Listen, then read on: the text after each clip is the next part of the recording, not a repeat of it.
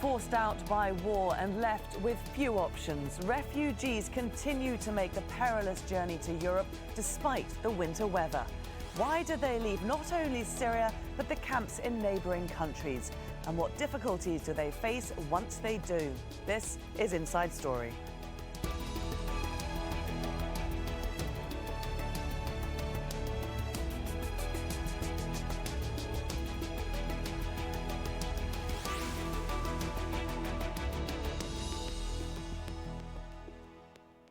Hello there and welcome to the programme. I'm Laura Kyle. It's a journey dangerous enough under the best of conditions. With winter setting in across Europe, refugees escaping war and hardship are now more vulnerable than ever. But that hasn't stopped the people fleeing, as they have no choice but to leave their homeland. Russia and France have intensified airstrikes in Syria in the past 10 days in the wake of ISIL attacks. Turkish forces shot down a Russian jet on Tuesday. The Kremlin denies it strayed into Turkish airspace from Syria. With more military action comes more civilian deaths. It all serves to underscore just how volatile the situation is in Syria and how it's fueling this mass exodus of civilians. So where does a refugee's journey begin? Well, for many, it'll have started in a camp, either in Syria itself or in Turkey, Lebanon or Jordan. There, millions of people are living in temporary shelter. They're dependent on aid agencies for food and have little hope of getting a job. It's no surprise then that after a few years, they're desperate to move on. The next part of their journey is one that has played out on our TV screens all summer, but which is becoming so much more dangerous with the onset of the European winter. People trying to make it to Europe by boat face bad weather and the risk of capsizing and drowning in freezing waters. Others are being forced to camp out in the open, sometimes stranded for days at borders which have been closed. Aid agencies are warning the cold could trigger a humanitarian crisis within Europe. So lots to discuss on this Inside Story. To do so, let's bring in our guests now. In London, Gleda Land, Senior Research Fellow at Chatham House. In New York, Annie Sparrow, Assistant Professor of Public Health at Mount Sinai School of Medicine. And joining us from Gotland is Abir Kurani, a Syrian refugee who arrived in Sweden earlier this month. Welcome to all of you. Abir, if I could start with you.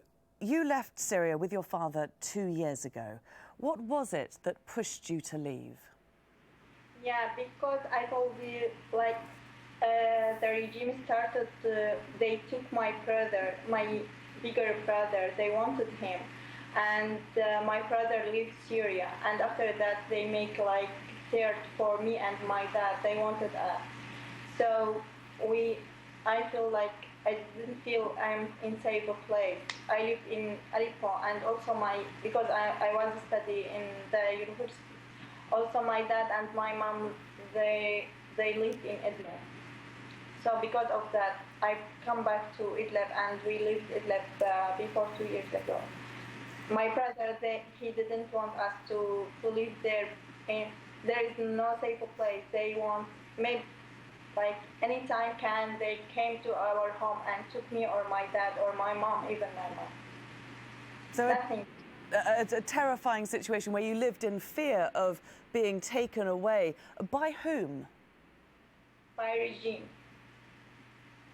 Sorry, by whom? Regime. The regime. And in those 2 years, we've been seeing fighting in Idlib and around Syria intensifying. Hearing about a lot of airstrikes just in the last few days in Latakia province, where that Russian jet was shot down today. Do you know people still fleeing now? Yeah, sure, because even under the Free Army or under regime, there is no safe place. Who when you live in the place, who can come in he wants and take you from your home without any reason, without anything. That's not safe. You cannot live in this way in this city like this. Even under I told you, even under the Free Army or Jabhat al-Nusra or even the regime. Annie, We hear a lot about the military situation in Syria. We hear a lot about people living in fear of being taken away by the regime or indeed by ISIL. What are the other challenges for people living in a war zone? The challenges that perhaps don't make the headlines so much? One of the two major reasons for people fleeing are that they don't have any health care and they don't have any education for their kids. For kids, one of the most dangerous places to be is the school, because the schools are targeted. And for doctors and for patients, one of the most dangerous places to be, more dangerous than a military base, are the hospitals. And no one wants to live anywhere where there's no health care or any education. So you can imagine that's a major reason for people, reaching the end of their tether too. Now in the last few months, we've seen hundreds of thousands more people displaced in Idlib and Aleppo, and they're moving to Turkey, and they're so desperate that of course they're leaving because no one will live anywhere. We wouldn't live anywhere either where there's no access to health and there's no access to education. And we hear a lot, don't we, Annie, about the world's military response to the conflict in Syria. What about the world's humanitarian response to try to ease the situation for the people who do stay in the country? How do you rate that? Well, one of the biggest problems is that it's primarily in control of Damascus.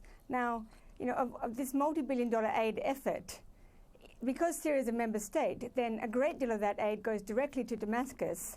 WHO's the lead agency for health, and that's a huge, huge need. But because Damascus has such a grip on what goes on, as you've heard, the regime isn't in charge, then the money that, the multi-billion-dollar aid effort a lot of it goes straight to Damascus, straight to the Ministry of Health, straight to the Syrian Arab Red Crescent, which is actually government-dominated. It's not independent. So, while we see WHO saying we're feeding the 500,000, in fact, so much aid goes to government territory, and it's not going to the millions of people in the north who desperately need it.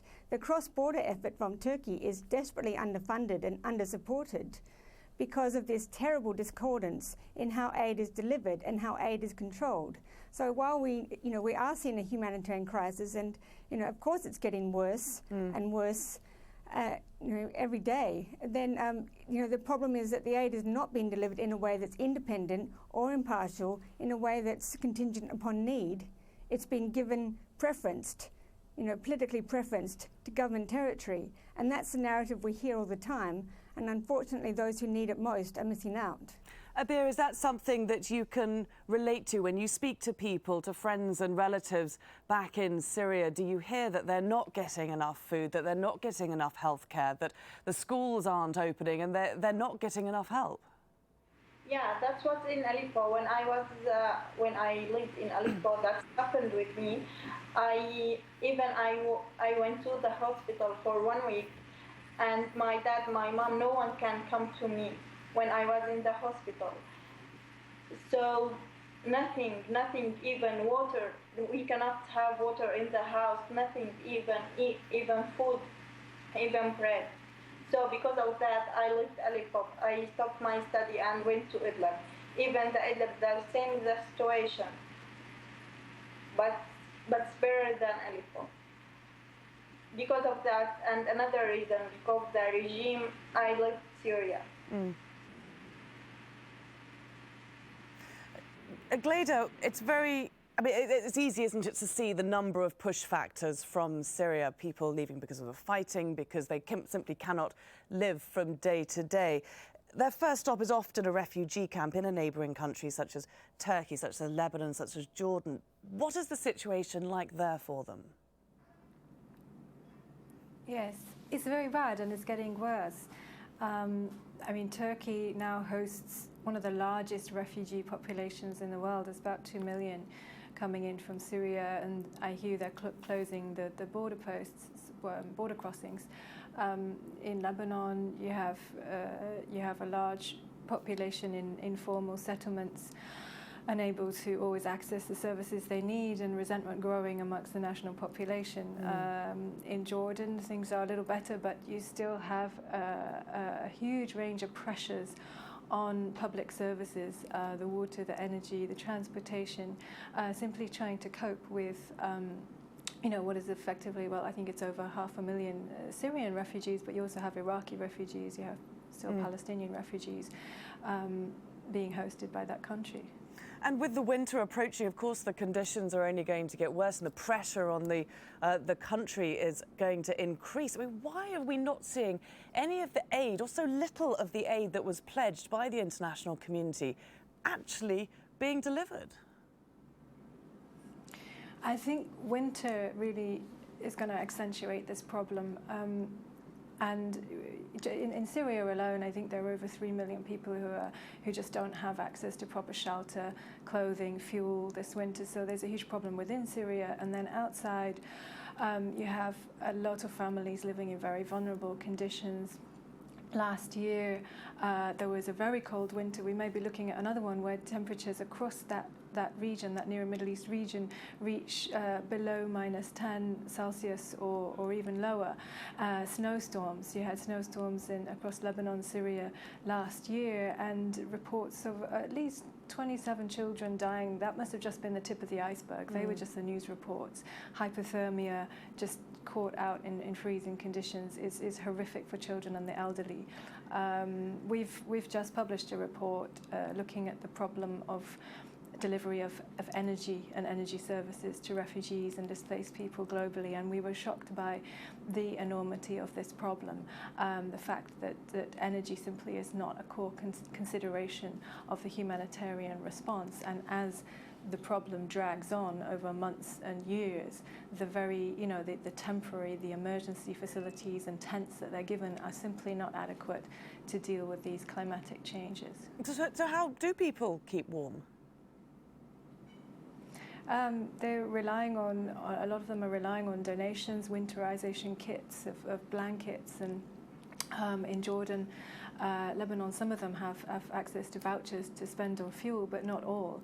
I think there's an estimated sort of 280,000 in Jordan who don't have the proper access to help with the fuel bills and winterization kits. And then there's the problem of the shelter itself. There are some in Jordan who are in the camps have the shelter, they have the heaters, but there are many living in vulnerable urban conditions where a lot of their income is going on paying for gas that heats their homes, and their incomes are dwindling because the income they brought from Syria, they're selling things to maintain payments, that's depleting all the time, and they're reliant on essentially perhaps a couple of members of the family working illegally on very low wages.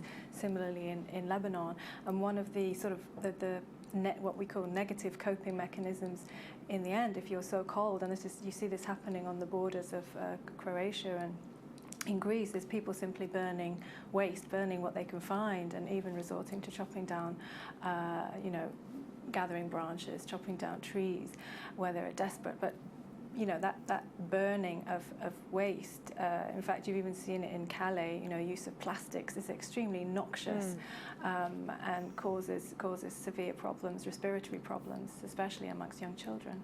Yeah, I was going to get onto that, Annie. That the health conditions posed by such miserable, wet, cold conditions. Also, a lot of people together, many of whom may already be suffering from poor health because they've come from Syria, where the health system has been failing for so long. So what are the primary concerns in these camps? Well, as you say, I mean, the health system has been destroyed for several years now. It's been attacked and, attacked by the Syrian regime. The hospital's been destroyed, doctors criminalized, incarcerated. And so we have this very fragile population that's now entering its 5th year. So even last year, we saw, babies that were being born in Ghouta, which is a population under siege of about 500,000, a 30% death rate, which is extraordinary. I mean, normally we would have, 3 babies per 1,000, die, and that would be normal. So you're seeing 300, for example, because of the cold. It's a huge factor. And we joke that there's, Ghouta has the only plastic mine because people are burning plastics for fuel. And yes, the burning of waste has been going on for a couple of years, which is terribly toxic. So on top of all the existing diseases, the diabetes, the kidney disease, the heart disease, the asthma.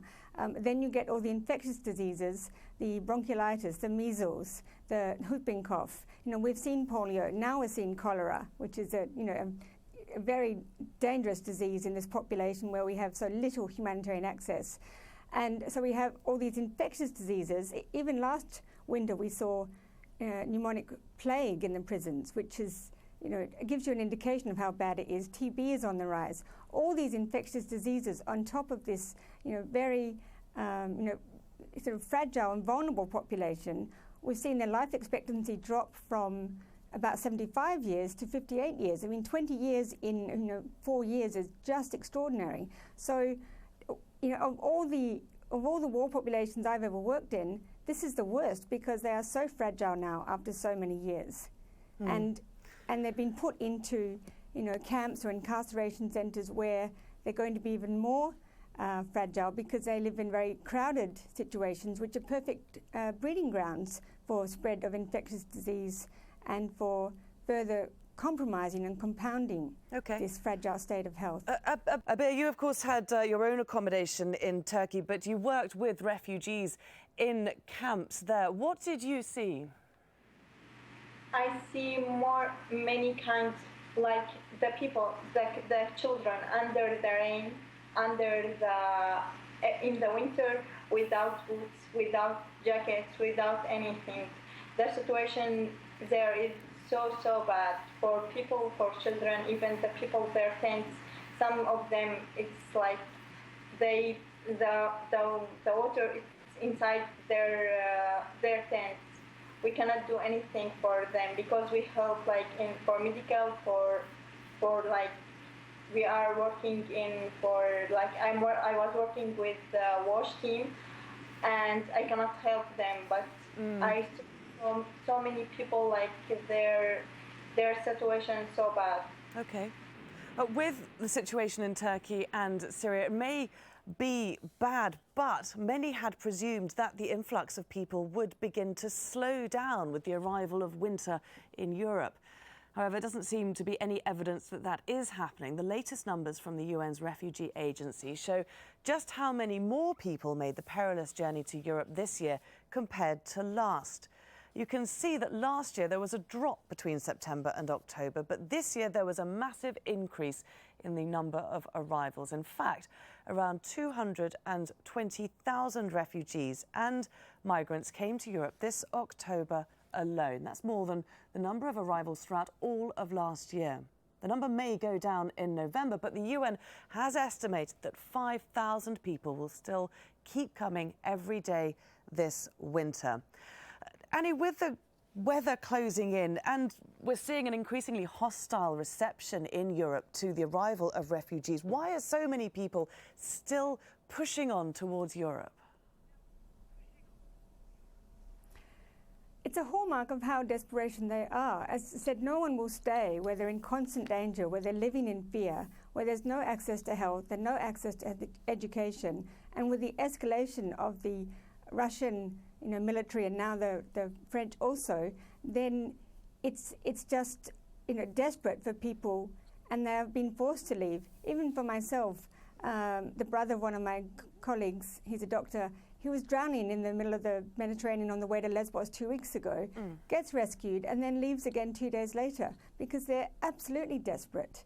And that, to me, when I watched I've watched this war now for almost 3 years and worked on the Syrian border for almost that long. To see so many people leave now just shows how increasingly desperate it is. They don't have any access to health. They're in danger. They're desperate for their kids to find somewhere safe. There's just no safe space in Syria left if you don't live in government territory. But even the carelessness of the government, towards government territory means even people who live there, in government-controlled Aleppo, for example, they still have terrible access to water, very little electricity. So they're also suffering from this, this huge rise in infectious disease and especially in waterborne diseases.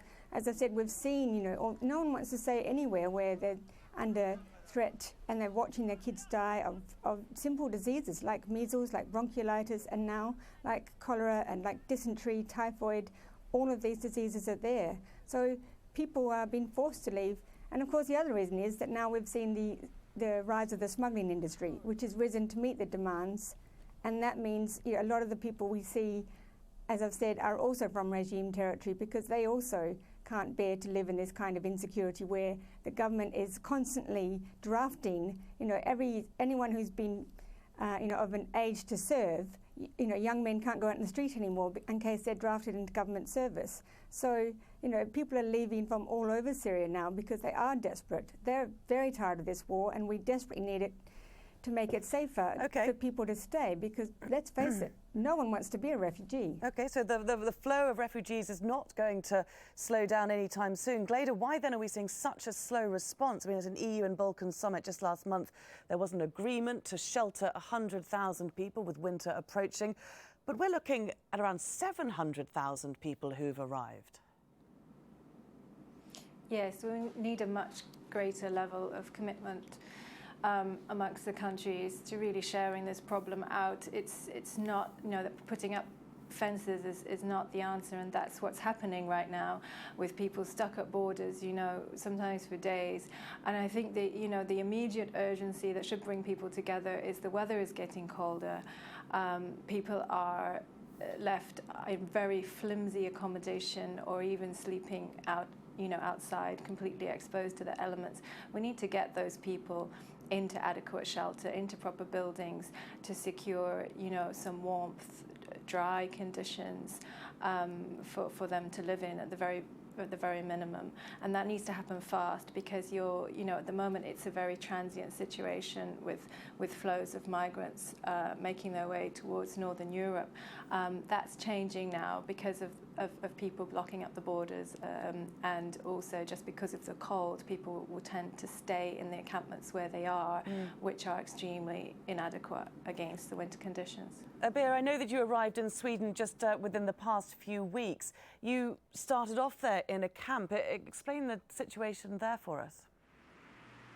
I think the situation where I were, it was so bad for me and for any people who was there until now, because because they give us one room for me and my dad, and after that the owner come to me and asked me he wants to separate up between me and my dad. I told him my dad, he has sugar in his blood, I cannot leave him, because I should give him the medicine. Sometimes I should, because sometimes his sugar gets higher and sometimes gets lower. So I need to take care about him. I cannot leave him.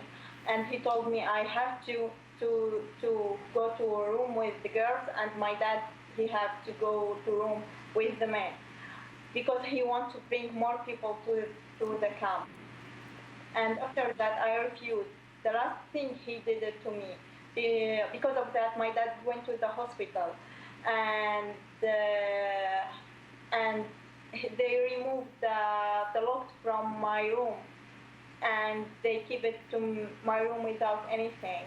And they told me, one day you have to go out. And also, the owner told me if I didn't do that, he will throw me out of the camp. I'm living now in the home for my friends. And actually, I shocked when I heard that. I came to Europe because I don't want to. I just want to build my future. I want to study, and I got shocked when I heard that from someone from Europe, because he should be humanitarian for people who came to his country. I don't know.